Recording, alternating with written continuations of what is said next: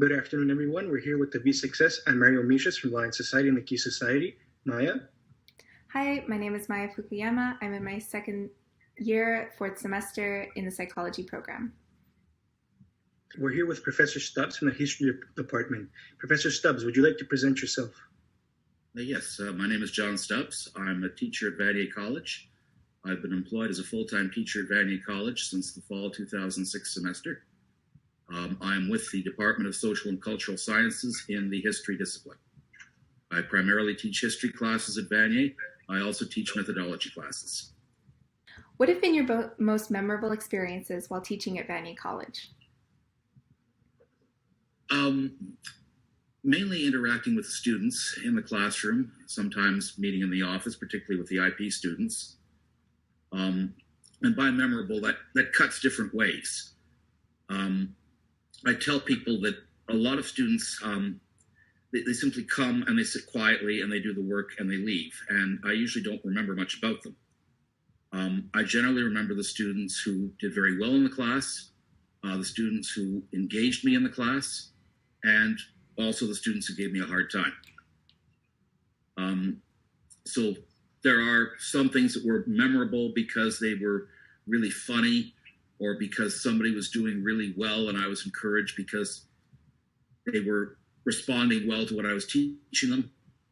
Other times there were simply behavior problems that were hard to forget, like in the winter 2008 semester when I had the Western Civ class from hell.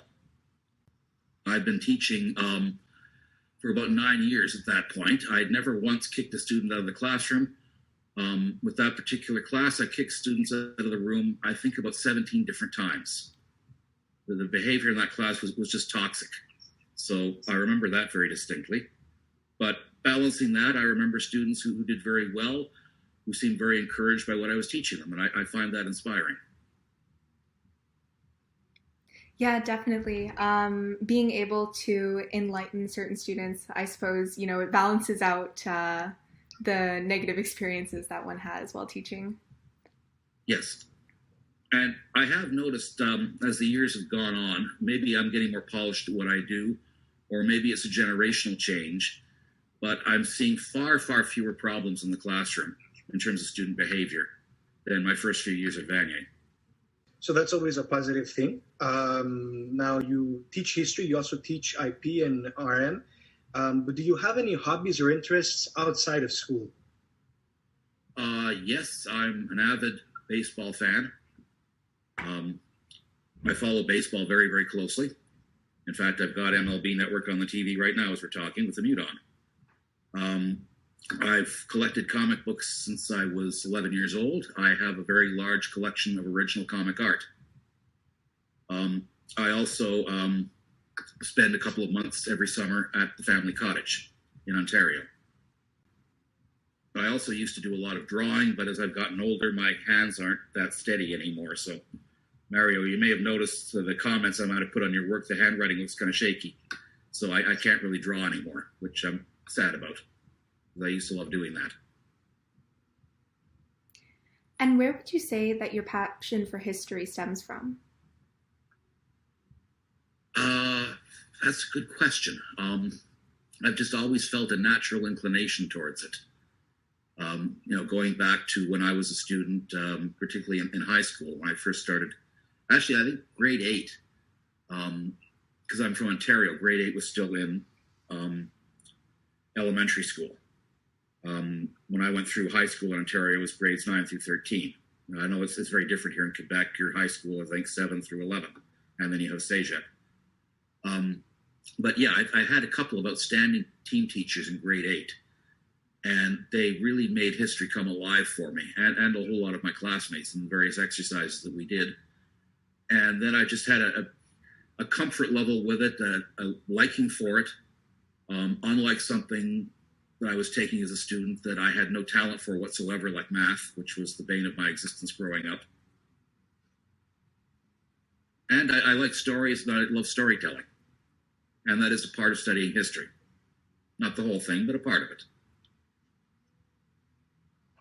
Yeah, it's amazing that you were able to actually foster your interests from such a young age and implement them in your current career of choice.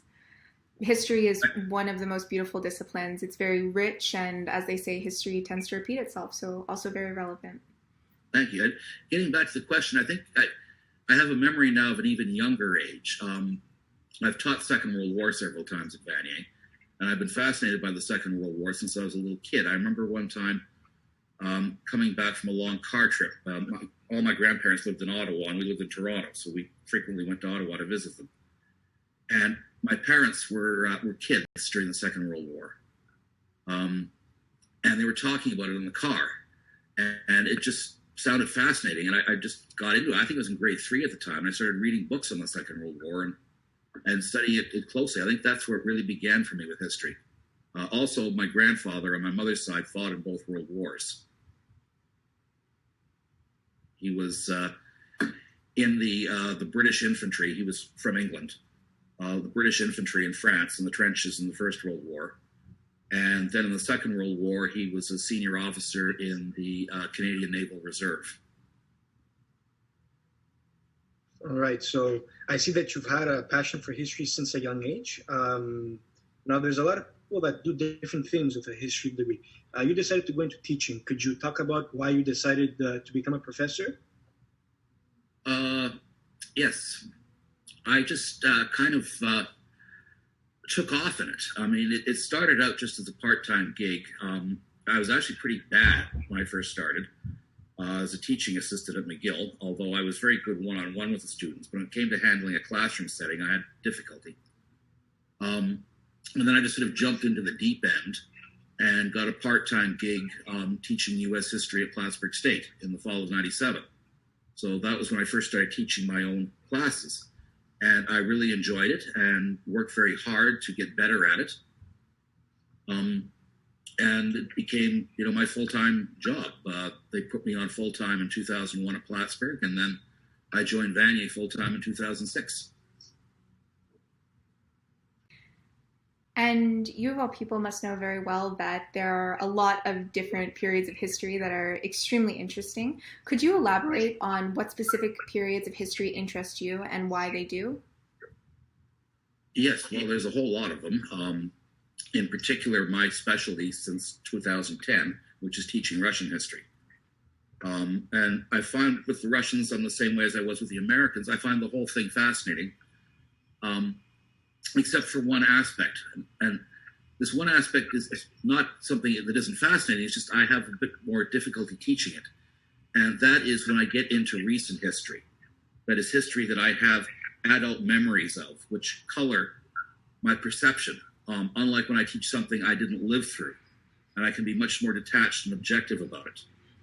I just find it problematic when I start getting into the 1980s, when I had become a young adult.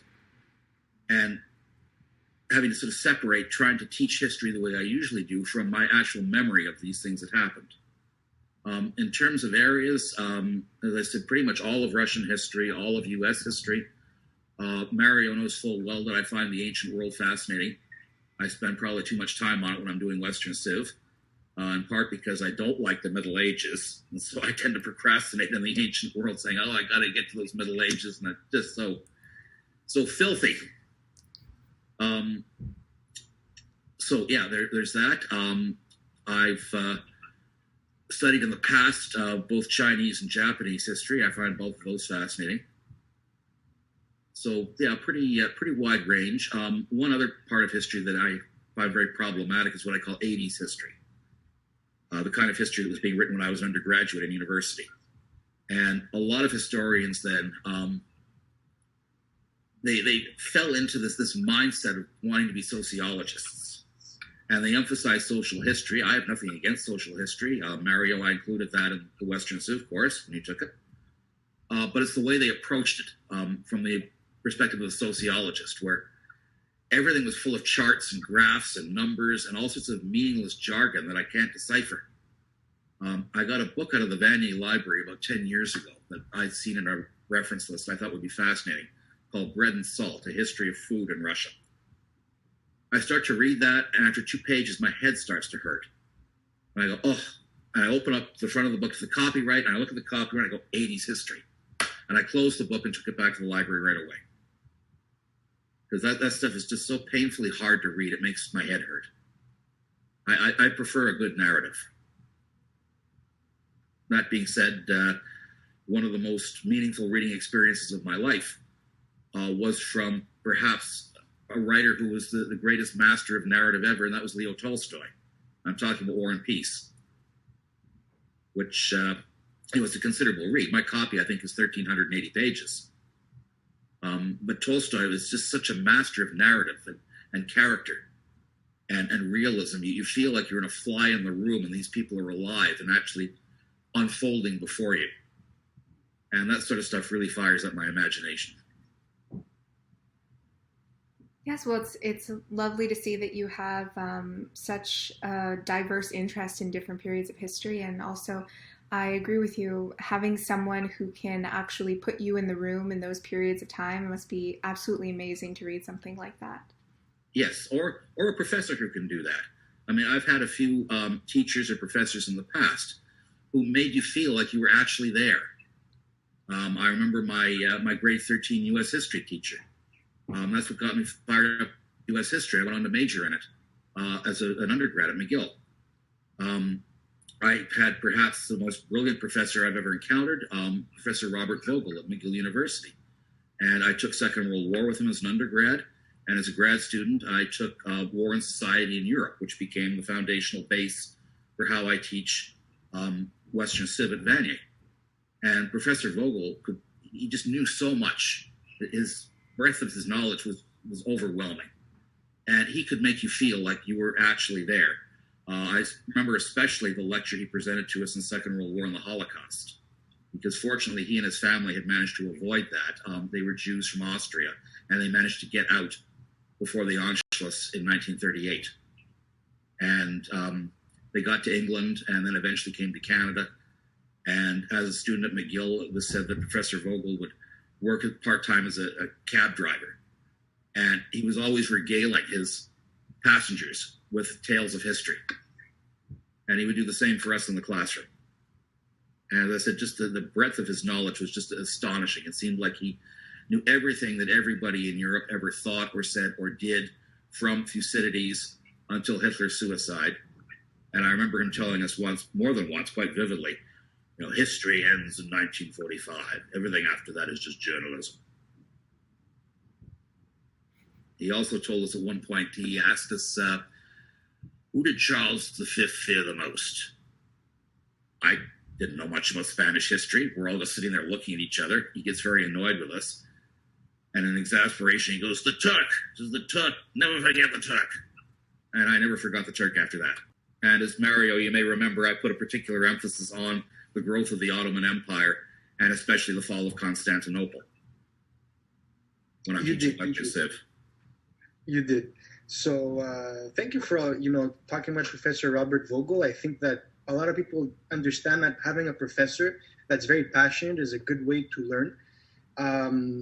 So you were once a law student. You also have a law degree. You also practiced law for a couple of years. What led you, though, to switch to history? Well, I wasn't very good at law. I could understand it intellectually. But in terms of practice, the main thing I discovered is that legal practice is no longer a profession. It's a business. And I'm not fooling anybody by trying to pretend I'm a businessman. I'm just no good at that. So I did it for a couple of years and just hated so much of it. And the people who employed me were just so difficult to deal with. I remember that my first employer seemed like every time I went to use the men's room, the articling student was in one of the stalls crying his eyes out. So I just didn't want to spend the rest of my life in a situation like that. So I decided to go back to graduate school and get a graduate degree in history, which is what I did. And then from there, I just kind of moved into teaching through working first as a teaching assistant at McGill, and then as a part-time lecturer at Plattsburgh, and they made me full-time, and it's just been, that's what I've done ever since. Well, at least you found a profession that you enjoy, and that's important. Oh, yes, very. You don't want to spend the rest of your life doing a line of work that doesn't engage you or that you don't like, because you'll be miserable. Definitely. I'm very fortunate to have the job that I have. I love what I do for a living. I love this kind of work. It's very fulfilling. And speaking on your love for your career, what would you say inspires you the most as a professor? When I see my students responding favorably to what I'm teaching them, as Mario knows, I don't use lecture notes except in RM because I can't memorize all that stuff. But in the history classes, I don't use lecture notes. I walk around the room, I talk, and I observe my students and see how they're reacting to what I'm saying. And when I see that I'm getting through, that I'm engaging people, that is the most rewarding part of the job. It's extremely important as a professor to know that your ideas are getting across to your students, and being able to see, the light bulb effect that we've had other people talk about on this, on these interviews. It's an extremely rewarding experience. Yes. The one qualification I'd make on this is I have worked with a number of colleagues in the past who see the classroom as a soapbox, where they want their students to take in and agree with their opinions. And I really don't like that. My job is to encourage my students who are young adults in the process of learning to think critically for themselves. I have no interest in filling their heads with my ideas in terms of my opinions. I want them to have their own opinions. My job is to help them have informed opinions. That is, they know what they're talking about, what their opinion's based on. But I'm not trying to convince them to follow my line of politics or my interpretation of this or that. I want students to think for themselves. That's really great. In essence, that is the true meaning behind teaching a student to think critically and eventually to develop their own ideas and be able to be open-minded. You're a history professor, and there's other students that would like to become history professors as well. Do you have any advice for future history professors, or for how to go about becoming a history professor? Well, the first thing you have to do, of course, is to get the qualifications. Now, in the case of the CEGEP system, this requires a master's degree in your discipline, which I have. Many of my colleagues are beyond that. They have also PhDs in the discipline. So that is the first thing. And the next thing is to get a bit of experience, see if it suits you. That's taken care of here in Quebec with the master's portion. So part of the requirement is that a student has to do a stage with a teacher who is employed and currently working. Ironically, one of my very first Vanier students from one of my first Western Civ classes, he ended up doing a stage with me some years later. He went off and got, after Vanier, he got an undergraduate degree. And then he was doing a master's. And part of the master's requirement was he do a stage. And he contacted me and spent part of the year with me. And that involved, in part, him learning to do marking and the principles of marking, and also teaching a couple of classes while I just sort of sat in the back and watched. So that's a good way to tell if you're comfortable with it, if you feel like you have a talent for it that you can work on and open up. If you're not, that's a good time to think about perhaps some other line of work. Because I have had teachers in the past who were not very comfortable in the classroom, and that's a bad position to be in. Thank you for elaborating on that. I think it's very useful advice for future history professors. And do you have any parting academic or life advice that you'd like to share with our viewers? As I said before, whatever you do as your vocation, as your job, as your line of work, it's a really great idea to do something that engages you, that you're interested in, that you feel good about, you feel comfortable with, that you're not doing something where you just show up and you sit there for 8 hours hating it and then go home and you do that for the rest of your life. That's no way to live. As the saying goes, if you love what you do, you never work a day in your life. So. Exactly. Yeah. Although I can't quite say that because one of the downsides of my job is the enormous volume of marking. And I don't say I dislike it, but it can be exhausting. It can be tedious. At times, it can be inadvertently amusing. I remember one time some poor girl, I don't know whether she didn't study or she blanked on her first Western Civ test. She didn't answer any of the questions. Instead, she wrote me 2 pages about her family in Greece. Now, I found it rather interesting, but since I hadn't asked her anything about her family in Greece, I couldn't give her any credit for that. So those things, yes, they can stick out. Yes, well, I suppose any career has its negative aspects. Yes, and the staff meetings at Vanier are brutally long and boring. But as students, you don't have to worry about that. All right, sir. So we've come to the end of the interview. Thank you, viewers, for watching us. Thank you, Professor Stubbs, for coming and agreeing to be interviewed. Thank you, Maia. I hope you enjoyed today's interview, and we're going to see you next week. Have a nice day. Thank you, Mario. Thank you, Maia.